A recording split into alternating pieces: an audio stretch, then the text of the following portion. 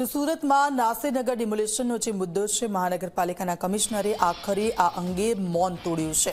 Demolition મહાનગરપાલિકાએ કર્યું છે. મહાનગરપાલિકાના કમિશનરનું આ કહેવું. પોલીસ બંદોબસ્ત પણ મહાનગરપાલિકાએ જ માંગ્યો હતો. હાલમાં બધું કંઈ નહીં કહું, મેટર હાઈકોર્ટમાં છે. શ્રીનગરમાં ચર્ચિત જે ડેમોલિશનની કામગીરી છે એ સંદર્ભે નિવેદન આપવા માંગુ છું.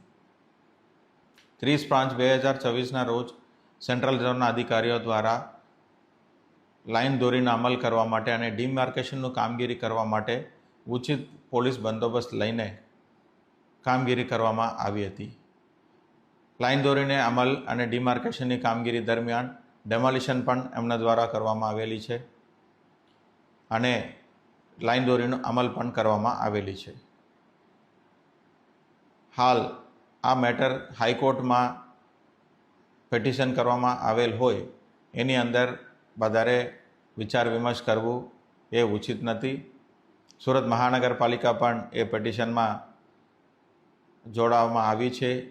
તો એના માટે જે પણ કાયદાકીય પ્રક્રિયા કરવાનું હશે, કોર્ટમાં રજૂ કરવાનું રહેશે, વિગતો એ બધું રજૂ કરવામાં આવશે અને હાઈકોર્ટનું જે પણ નિર્ણય હશે, ચુકાદો હશે, એને ચુસ્તપણે પાલન કરવામાં આવશે.